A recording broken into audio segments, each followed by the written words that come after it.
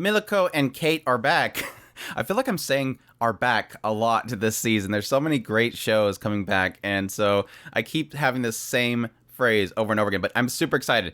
So happy to see Shadow House coming back for its second season. I just got done with the first episode, and I'm so into it. This was one of the first shows that I really did start covering on a weekly basis back last year, and I had so much fun really diving into this world, and already with the first episode, I'm getting into it already. I'm already getting into wondering what's going on with certain characters. But yes, first episode was fantastic. Really loved it. Really loved getting right back into the story. Just kicking things right back up where we left off and not really, sitting around and re-explaining things. We really just got right into the story. And I really do like that. Typically with a lot of shows, we like to sit there and recap everything that happened previously. But no, we're getting right into Kate, still working on the rebellion against the family, all that kind of stuff. When the episode first opens up, we do get a brief shot of Barbie and Barbara looking into the entranceway to the children's hall.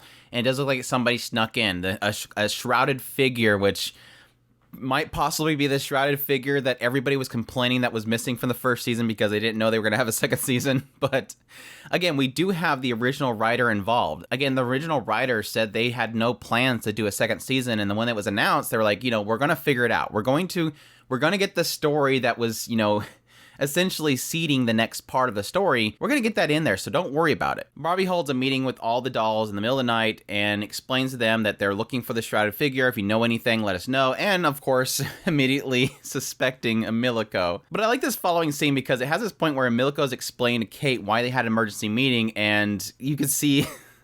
I always like this about Kate, is that whenever she gets worried, the soot comes from her head, and it's always kind of a sign that despite the fact that she's not verbally saying that she's worried for Emilico, she's worried. But this transitioned into kind of a very long segment of Kate really trying to figure out who she can trust and who she can't.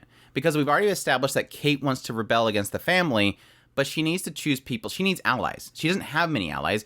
And plus, she's having a difficulty in getting allies. She has the other children that she went to the debut with, but she doesn't know which ones she can trust because they do have the effects of the coffee. The coffee that's basically warping their minds to serve the grandfather. The main ones that she points out, obviously, is Ricky and Lou. Those two seem to be still under the effects of the coffee. Which, yes, we get a confirmation with Emilico talking to Lou later on that, yes, she still seems to be warped in some way. Everything is for the family. Nothing else matters. Even when bringing up Rum and her failing the debut. Which...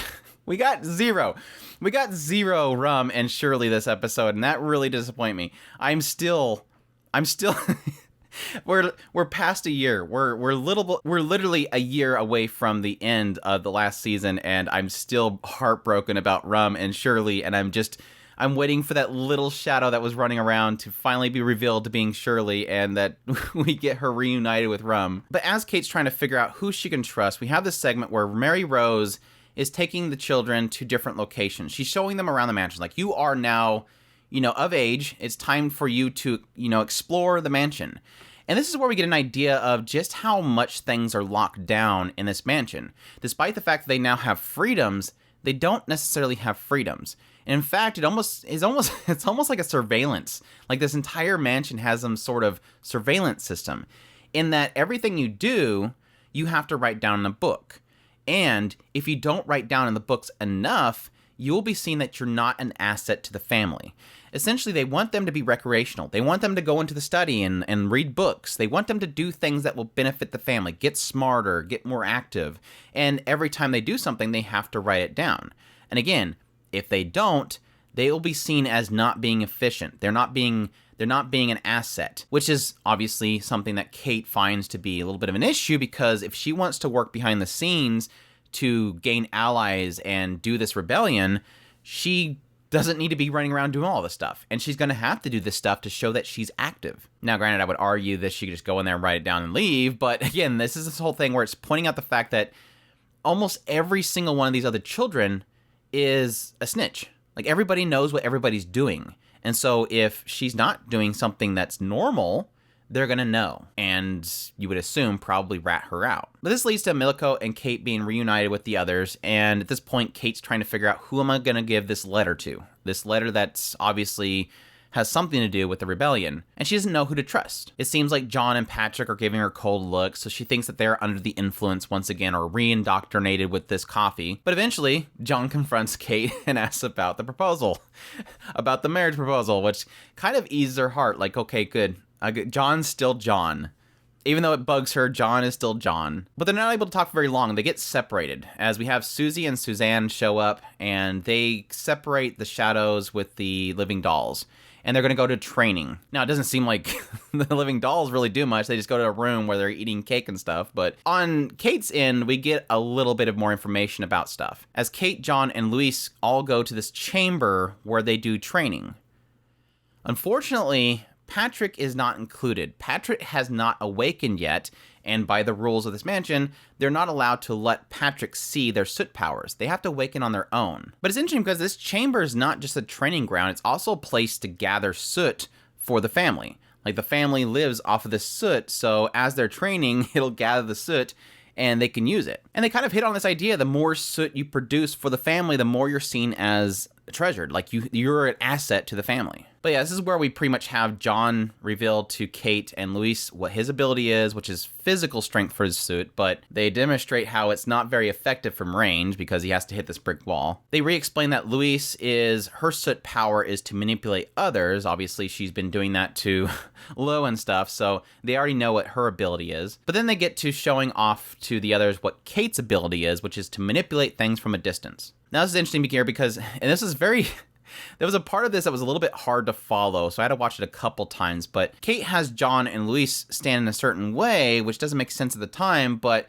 she was trying to give the letter to John at the same time of having everybody's attention on this pin, which Suzanne catches because Suzanne apparently put this veil of shadow over each one of them so that she can sense things. Now, I'm not sure why she had the forethought to know to put these veils over them to know if they're doing something inappropriate, but maybe it has something to do with their training. Maybe Suzanne needs to be able to feel what they're doing to know if they're doing something wrong. So yes, she does catch the fact that the letter was moved, but it's assuming at this point that the letter that Kate wrote was encrypted in somehow. Like, she put some sort of encryption in there that only John would be able to figure out. Maybe mentioning things from the debut or something they've experienced together that only John would be able to go, oh yeah, she's talking about this. Or possibly that Suzanne read it and wants Kate to continue doing what she's doing. Like, she's going to cover for Kate because she too wants to join Kate in that rebellion. And with so many of the veiled dolls around, it's not like she can go, oh, Kate, this is what you want to do? Let's talk. It's probably something that we might see later on. Suzanne joins Kate and says, so, about that letter, what are you doing? Get me in on it.